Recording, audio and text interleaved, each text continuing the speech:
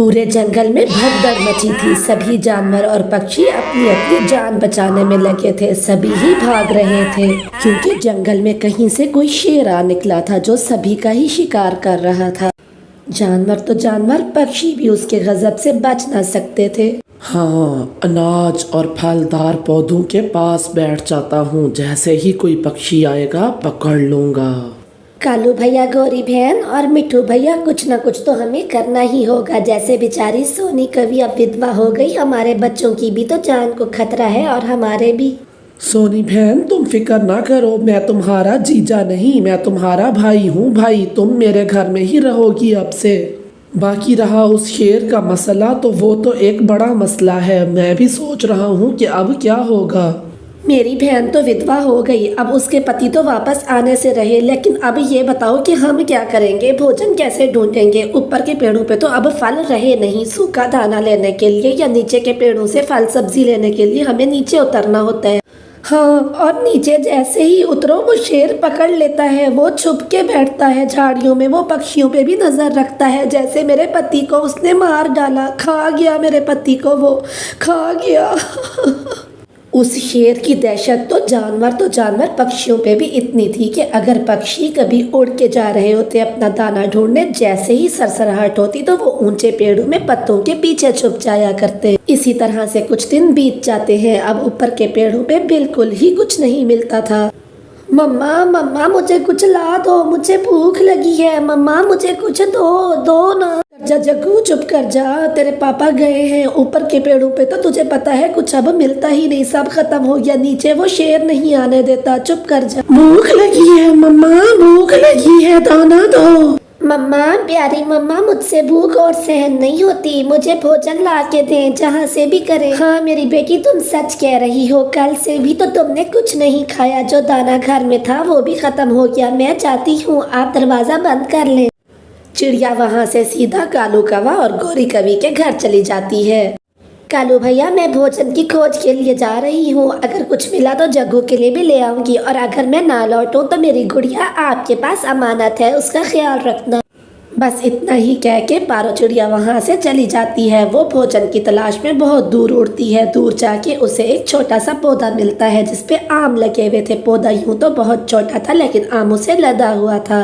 चिड़िया जैसे ही आके बैठती है, पीछे से शेर झपट्टा मार लेता है। छोड़ दो, मुझे छोड़ दो, मेरी गुड़िया भूखी है, मुझे अपनी बच्ची के पास जाने दो, मुझे उसके लिए भोजन लेके जाने दो। मैं वैसे भी इतनी छोटी हूँ, तुम्हारा पेट नहीं भरेगा।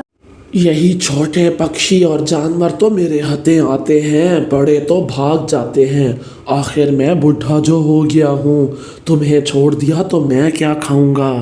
दूसरी तरफ जंगल के उस इलाके के कुछ पक्षी डंडा लेके शेर का पीछा कर रहे होते हैं। वो जैसे ही शेर को देखते हैं, डंडों के साथ उस पर टूट पड़ते हैं। वो वार पे वार करते हैं। शेर बेहोश होने वाला होता है और वो चिड़िया को छुड़वा के वहाँ से ले जाते हैं। चिड़िया अपने घर तो आ गई थी, लेकिन खौफ के कारण उसकी तबीयत खराब हो जाती है। मुझे माफ़ कर दें मम्मा, मुझे माफ़ कर दें। ना मैं आपको भोजन के लिए जिद करती और ना आपका ये हाल होता।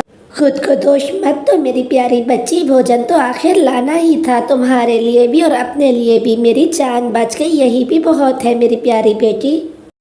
इसी तरह से कुछ दिन बीत जाते हैं और फिर एक सुबह तेज़ बारिश शुरू हो जाती है। बारिश तो 2 दिन तक जारी रहती है। बारिश इतनी तेज थी कि पक्षी अपने घरों से निकल भी नहीं सकते थे। लेकिन फिर भी क्या, आखिर भोजन तो खोज करना ही था ना। पक्षियों ने अपने बच्चों को जो खिलाना था। बस कौवा और रानो चिड़िया वहाँ से जाते हैं भोजन की खोज के लिए। वो बारिश में ही उड़े जा रहे होते हैं कि रास्ते में उसको शेर दिखाई देता है। तेज बारिश के कारण शेर बहुत बीमार हो गया था और वो चिल्ला रहा होता है। चिड़िया तुरंत उसके पास आ जाती है। शेर जी, आपको क्या हो गया? आपको तो बहुत तेज बुखार है। मैं भूखा हूँ और मुझे बुखार भी है और मेरे पास रहने की भी जगह नहीं। आप परेशान ना हो शेर जी, यहीं पर एक गुफा है, मैं आपको वहाँ छोड़ आती हूँ। फिर चिड़िया अपने घर से उसके लिए गरम गरम सेवइयाँ लेके आती है। शेर बहुत खुश हो जाता है। मैंने तुम्हारे साथ इतना बुरा किया, लेकिन तुम अपनी जान को जोखिम में डाल के मेरे लिए इतना कुछ कर रही हो चिड़िया। शेर जी, मेरी बड़ों ने मुझे ये सीख दी है कि कोई भी मुसीबत में हो तो हमें उसकी मदद करनी चाहिए, हमें सबके साथ भला करना चाहिए। सिर्फ तुम ही हो चिड़िया जिसने मेरे बारे में ऐसा सोचा। बाकी जवान शेरों ने मुझे अपने जंगल से भी निकाल दिया। मेरे परिवार ने भी मेरा ख्याल नहीं किया, उन्होंने भी मेरी परवाह नहीं की और मैं अपना जंगल छोड़ के यहाँ आ गया। इसीलिए मैं वैशी बन गया और मैं सभी पक्षी और सभी जानवरों को खाने लगा, पकड़ने लगा। अगर ऐसी बात है तो शेर जी, आप हमारे महाराज क्यों नहीं बन जाते? हमें एक महाराज की ज़रूरत है।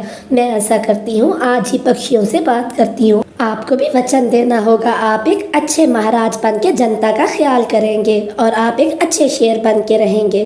शेर को ये कहने के बाद चिड़िया वहाँ से उड़ती हुई चली जाती है। अगले दिन वो सभी ही पक्षियों को इकट्ठा करती है और उनसे बात करती है।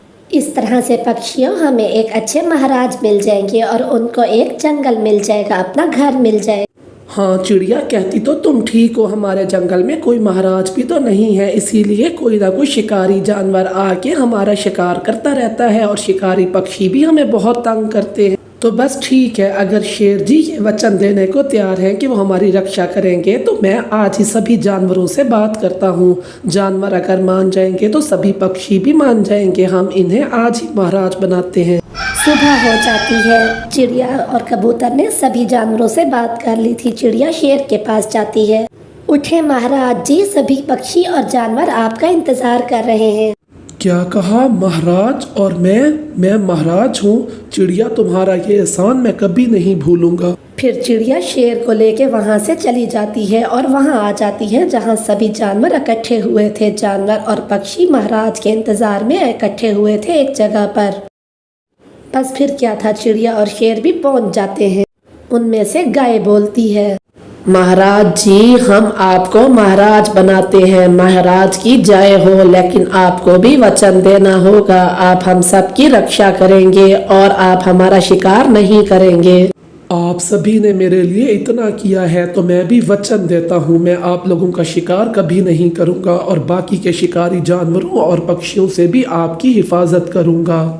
आज से इस जंगल को और आप लोगों को कोई बुरी नज़र से नहीं देख सकेगा, ये मेरा वादा है।